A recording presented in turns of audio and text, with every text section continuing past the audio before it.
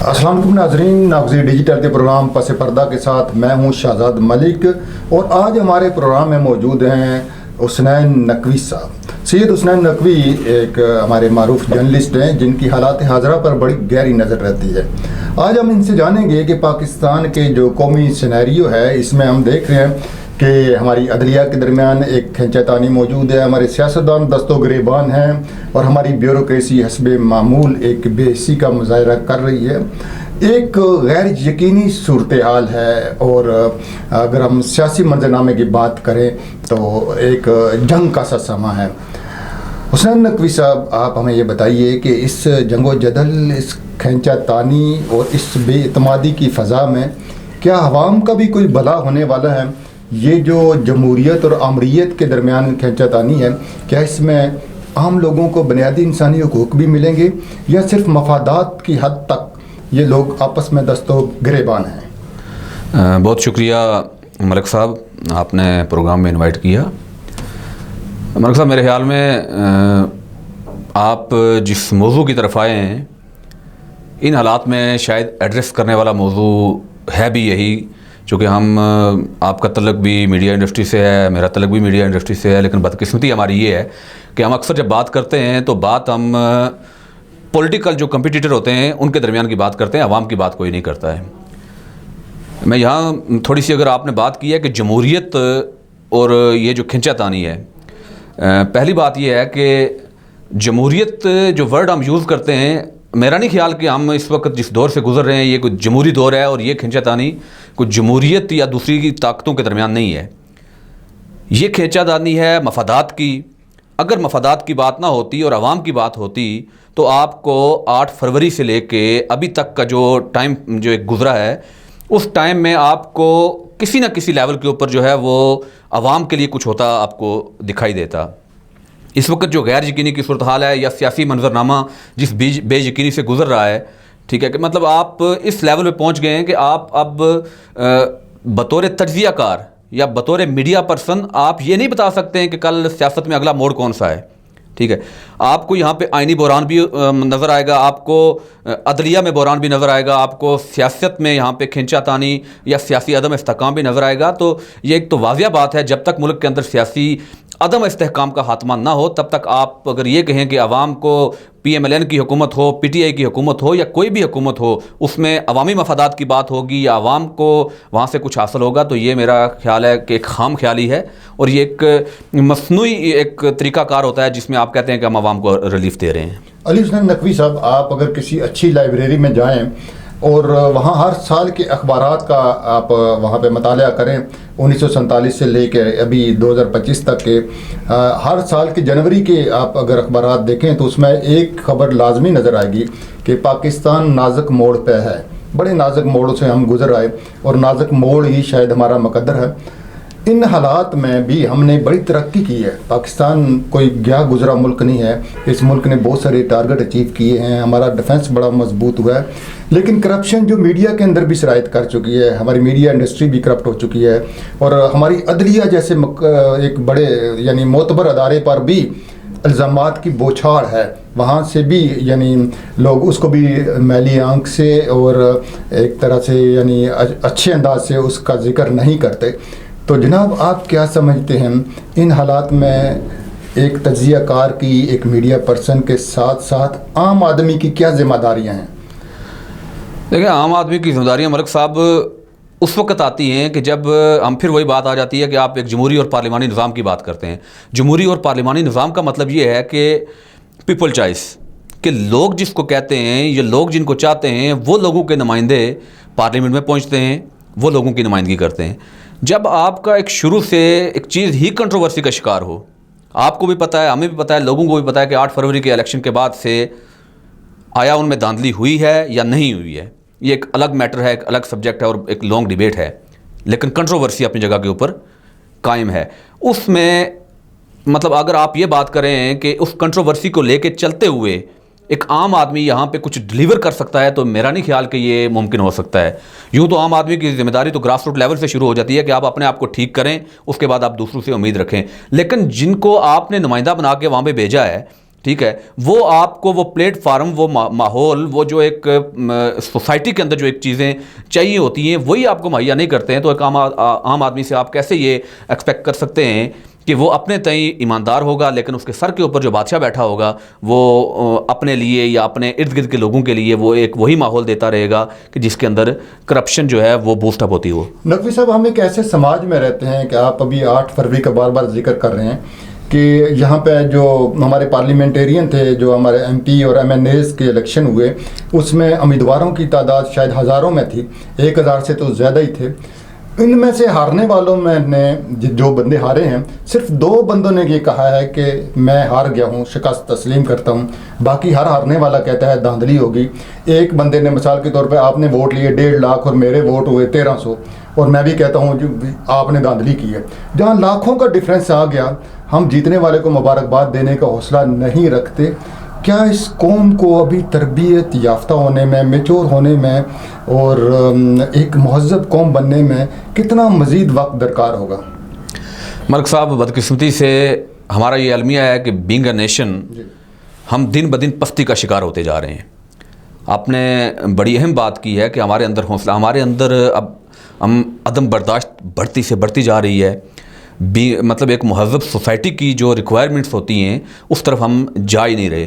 میں پھر وہی بات کروں گا کہ جب تک گراس روٹ لیول سے آپ، جب بچوں کا اسکول کا جو ٹائم ہوتا ہے یا جو کالج کا ٹائم ہوتا ہے جہاں پہ آپ نے تربیت کرنی ہوتی ہے، اس ماحول کو جب تک آپ نہیں بدلیں گے، جب تک یہاں پہ بات پھر وہی آ جاتی ہے کہ جس کی جو ڈومین ہے اس ڈومین کے اندر رہ کر جب تک کام نہیں کیا جائے گا اور گراس روٹ لیول سے آپ پولیٹیکل ورکر تیار نہیں کریں گے، سوسائٹی کی تربیت نہیں کریں گے، آپ جب تک یہ نہیں بتائیں گے کہ سوسائٹی جو مہذب سوسائٹیز ہوتی ہیں یا جو تہذیب یافتہ قومیں ہوتی ہیں ان کا طریقہ کار کیا ہوتا ہے اور وہ کیسے ملک و قوم کے لیے کام کرتی ہیں، تب تک یہاں پہ آپ اگر کوئی ایسٹیمیٹ لگانا چاہیں کہ ہمیں مزید 10 سال چاہیے یا 20 سال چاہیے یا 50 سال چاہیے، ایسا نہیں ہوگا۔ تو یہاں پہ جھوٹ کا، یعنی جھوٹ بولنے پہ تو کوئی پابندی نہیں ہے، نہ ہی کوئی سزا ہے۔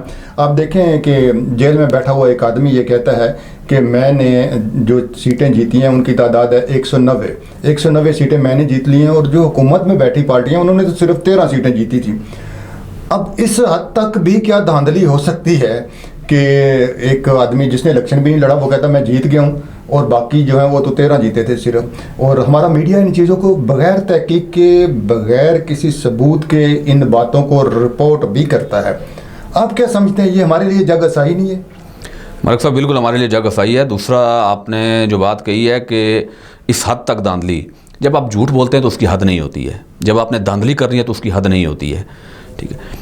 آپ نے جب سیدھے راستے کے اوپر چلنا ہے تو وہاں پہ تو آپ نے لمیٹیشنز کے اندر رہنا ہے، لیکن جب آپ نے غلط راستے کا انتخاب کرنا ہے تو وہاں پہ لمیٹیشن نہیں ہے، ٹھیک ہے۔ آپ نے ایک جھوٹ بولا یا 1000 جھوٹ بولا، جب آپ جھوٹے ہو گئے ہیں تو پھر کیا ضرورت ہے آپ کو کہ میں بھائی ایک جھوٹ بولوں یا اس میں 10 کا اضافہ ہو گیا تو کیا فرق پڑتا ہے؟ کوئی فرق نہیں پڑتا ہے۔ رہی بات میڈیا کی، تو میرے خیال میں اس قوم کو اس نہج تک پہنچانے میں یا جو ہمارے حالات بنے ہوئے ہیں اس میں میڈیا کا بہت زیادہ کردار ہے، جی ٹھیک۔ آپ نے ایک تجزیہ کار کے طور پہ عمران خان کا دور حکومت بھی دیکھا، ان کے جو 3.5-4 سال کی حکومت تھی، اور کے پی کے میں جو ان کی 15 سال کی حکومت ہے لگ بھگ، ان سارے یہ جو ان کا ٹینیور رہا، یہ جو ان کا حکمرانی کا دور رہا، کیا عوامی فلاح کا بھی کوئی کام ہوا؟ عوام کو کوئی ریلیف ملا؟ لوگوں نے سکھ کا سانس لیا؟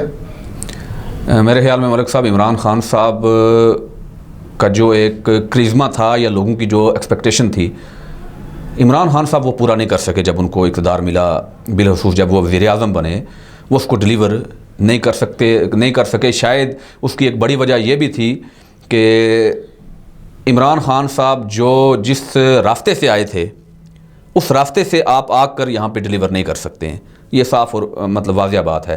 دوسری بات یہ ہے کہ جہاں تک میں سمجھتا ہوں وہ یہ ہے کہ اگر عمران خان صاحب اپنا ٹائم، جو ان کا ٹائم فریم تھا، جو ان کے 5 سال تھے، وہ اگر پورا کر جاتے تو عمران خان صاحب سیاسی طور کے اوپر ڈیڈ ہو چکے تھے۔ عمران خان صاحب کو دوبارہ سیاسی زندگی دی ہے تو یہ جو اس وقت کی موجودہ حکومت ہے، یہ جو جماعتیں ہیں، انہوں نے خود سیاسی زندگی دی ہے، ٹھیک ہے، اب اسی کو لے کے چل رہے ہیں۔ پاکستان میں سر نفرت کا، یعنی اس حد تک نفرت پہنچ گئی ہے کہ کیا ہمارا واحد بیانیہ یہی ہے کہ ہم اپنی اسٹیبلشمنٹ کو گالیاں دیں؟ کیا ہمارا واحد بیانیہ یہی رہ گیا ہے کہ ہم اپنی فوج کو برا بلا کہیں؟ کیا صرف ہم اپنی سیکورٹی ایجنسیز کو ہی لان تان کر کے ہیرو بن سکتے ہیں، یا میدان عمل میں کوئی ایسا ہیرو آپ کو نظر آتا ہے جس نے کچھ کر دکھایا ہو؟ خان صاحب نے کیا کیا, نواز شریف صاحب نے کیا کیا, زرداری صاحب نے کیا کیا, باقی جو ہمارے ڈکٹیٹر آئے ان کا تو ویسے ہمارے حکمرانوں کو میں تو کہتا ہوں ان کا نام ہی نہیں ہونا چاہیے ہمارے بیان اقتدار میں. جو ڈکٹیٹر 3-4 تھے, یہ جو جمہوریت کے چیمپئن ہیں 2-4 بنے ہوئے, ان کے پاس کارکردگی بھی ہے یا صرف گالم گلوچ ہی ان کا واحد ہتھیار ہے؟ ملک صاحب دیکھیں, یہ جو جنگ ہے یہ ہے پاپولزم ورسز اسٹیٹ نیریٹو. آپ نے USA کا الیکشن دیکھا, ساری اسٹیبلشمنٹ ایک طرف تھی, لیکن ڈونلڈ ٹرمپ وہاں پہ پریزیڈنٹ جو ہے وہ الیکٹ ہوئے. اس کی بڑی وجہ یہ تھی کہ ان کا جو ایک پاپولزم کی وہاں پہ بنیادی طور پر جیت ہوئی ہے. یہاں پہ بھی یہی ہے. یہاں پہ نیریٹو کیا بکتا ہے؟ نیریٹو یہ بکتا ہے کہ بینگ اے لیڈر, اگر آپ اپنے آپ کو لیڈر کہتے ہیں اور آپ نے اسٹیبلشمنٹ کے خلاف بات کی, اسٹیبلشمنٹ کی آنکھوں میں آنکھیں ڈالی اور اسٹیبلشمنٹ کو برا بلا کہا, تو آپ کو پذیرائی زیادہ ملے گی, آپ کا نیریٹو بہت اچھے طریقے سے بکے گا. آپ نے میاں نواز شریف صاحب کا دیکھا کہ جب وہ لنڈن میں تھے, وہاں سے جب وہ اینٹی اسٹیبلشمنٹ بات کرتے تھے یا للکار کے جب وہ مطلب اداروں کے خلاف بات کرتے تھے, بڑی پذیرائی مل رہی تھی ان کو. یہی کام جب عمران خان نے شروع کیا, اس کو بھی بڑی پذیرائی ملی ہے. یہ آپ کی قوم میں ایک چیز, ان کی ذہن سازی ایسی کر دی گئی ہے کہ بھئی جو کچھ ہے یہاں پہ ایکس وائی زی, سیاہ سفید جو کچھ ہے وہ سارا کچھ اسٹیبلشمنٹ کے ارد گرد گھومتا ہے. آپ نے آج بھی مطلب وہ بیان دیکھا ہوگا کہ رانا ثناء اللہ صاحب نے آج بھی کہا ہے, مطلب یہ ایک چھوٹی سی مثال دے رہا ہوں عمران خان صاحب کے حوالے سے, کہ عمران خان صاحب جو ہے وہ اسٹیبلشمنٹ کے ساتھ مذاکرات کرنا چاہتے ہیں, وہ حکومت کے ساتھ مذاکرات نہیں. آپ کے سامنے ایک بات ہے کہ 3 خط انہوں نے لکھے ہیں آرمی چیف کو, گو کہ اس کے اوپر ان کو رسپانس نہیں آیا. اب سویلین گورنمنٹ کے ہوتے ہوئے آرمی چیف کو خط لکھنے کی کوئی تک بنتی نہیں تھی. آپ خود یہ چیزیں بلڈ کرتے ہیں, آپ خود چیزیں لوگوں کو بتاتے ہیں. یہ نقوی صاحب, اگر پاکستان میں واقعی حکومت ہو اور ہماری عدلیہ میں واقعی تڑ ہو, تو کیا اس بات پر, ان خطوط کی بنیاد پر آرمی چیف اور عمران خان دونوں کو شامل تفتیش نہیں کیا جا سکتا؟ دیکھیں ملک صاحب, تالی بجتی ہے دونوں ہاتھوں سے, ٹھیک ہے. آپ اگر یہ کہیں کہ یہاں پہ آپ صرف عمران خان صاحب کو یا باقی کو شامل تفتیش, وہ اس صورت میں ہو سکتا ہے کہ جب آپ کی عدلیہ وہ ٹوٹلی انڈیپینڈنٹ ہو. جب یہاں پہ 5 جج آج ہائی کورٹ کے پہنچے ہیں سپریم کورٹ میں یہ درخواست لے کے کہ جسٹس سرفراز ڈوگر کو اسلام آباد ہائی کورٹ میں وہاں پہ کام نہ کرنا دیا جائے, چونکہ ان کی جو وہاں پہ اپوائنٹمنٹ ہو رہی ہے یا جو ان کو تبادلہ ہو رہا ہے وہ غیر آئینی ہے. 26ویں آئینی ترمیم کے بعد جو ایشوز ہوئے ہیں وہ آپ کے سب کے سامنے, اتنا ٹائم نہیں ہے کہ ہم وہ یہاں پہ ڈسکس کر سکیں. تو اس کے لیے ضروری یہ ہے کہ یہ چیزیں تب آپ رکھتے ہیں کہ جب ایک تو یہ ہے کہ عدلیہ کا جب فیصلہ ہو اس کے اوپر عمل درآمد ہو سکے. آپ کے سامنے عدلیہ کے فیصلوں کی مثالیں ہیں کہ جب سپریم کورٹ سے حکم نامہ آتا ہے الیکشن کے حوالے سے کہ بھائی الیکشن کروائے جائیں, 8 فروری سے پہلے کی بات کر رہا ہوں, آپ نے دیکھا کہ وہاں پہ کس طرف گئے حالات. الیکشن کمیشن کا اور سپریم کورٹ کے درمیان جو ایک جنگ جاری رہی ہے وہ بھی آپ کے سامنے ہے. تو میں پھر وہی بات کہوں گا کہ جب چیزیں آئیڈیل ہوں, جو جس کی ڈومین ہے اس ڈومین کے اندر رہ کے کام کر رہا ہو, اور پھر فیصلوں کے اوپر جب عمل درآمد strongly implementation of the orders ہو رہی ہو, تو تب جا کے آپ ان چیزوں کو جو ہے نا وہ اس کی امید کر سکتے ہیں کہ یار یہ چیزیں اس وے میں چل سکتی ہیں. بہت شکریہ جی علی حسنین نقوی صاحب. ہمیں لگتا ہے کہ ہماری عدلیہ اپنی جو رینکنگ ہے مزید امپروو کرے گی, 1 سے 40 سے بھی اوپر ہم جائیں گے موجودہ سینیریو میں. آخر میں آپ ہمارے ناظرین کو یہ بتائیے کہ کیا ہمارے پاس کوئی خیر کی خبر بھی ہے؟ وطن عزیز پاکستان کا مستقبل آپ کیا دیکھتے ہیں؟ چند سطریہ آپ اگر یہ ہمارے ناظرین کو کوئی خیر کی خبر دینا چاہیں. دیکھیں ملک صاحب, بڑی روایتی سی ایک بات ہے, روایتی سا جملہ ہے, اس کو ہم اکثر کہتے ہیں روایتی, لیکن اس جملے کے علاوہ یہاں پہ حل نہیں ہے. آپ کو خیر کی خبر تبھی مل سکتی ہے کہ جب آپ کی جتنی بھی پولیٹیکل لیڈرشپ ہے وہ 1 پوائنٹ ایجنڈا لے کر ایک ٹیبل پہ نہیں بیٹھتے ہیں, تب تک خیر کی خبر, اللہ تعالیٰ پاکستان کو سلامت رکھے. میں خیر کی خبر اس حوالے سے نہیں کہہ رہا ہوں, میں سیاسی عدم استحکام کے حوالے سے بات کر رہا ہوں. عوام کے لیے خیر کی خبر تبھی ہو سکتی ہے کہ جب ملک میں سیاسی استحکام ہوتا ہے, اور سیاسی استحکام کے لیے ضروری ہے کہ جتنی بھی لیڈرشپ ہے یہ اپنے اختلافات کو بالائے طاق رکھتے ہوئے 1 پوائنٹ ایجنڈے کے اوپر ٹیبل پہ آئیں, وہاں پہ بیٹھ کے اپنے اپنے معاملات حل کریں اور اس میں عوام کی بھلائی کا سوچیں. بہت شکریہ جی علی حسنین نقوی صاحب. جی انشاءاللہ وطن عزیز پاکستان کا مستقبل بہت روشن ہے. ہم نے بہت سارے بحران, بہت سارے زلزلے اور بہت سارے سیلابوں کو بھگتایا ہے. اس وطن کا, اس ملک کا یہی تو کمال ہے کہ بہت سارے طرفوں سے, چاروں اطراف سے اس کو گھیرا جاتا رہا, لیکن یہ قائم رہا اور قیامت تک سلامت رہے گا. شہزاد ملک کی اجازت, اللہ نگہبان.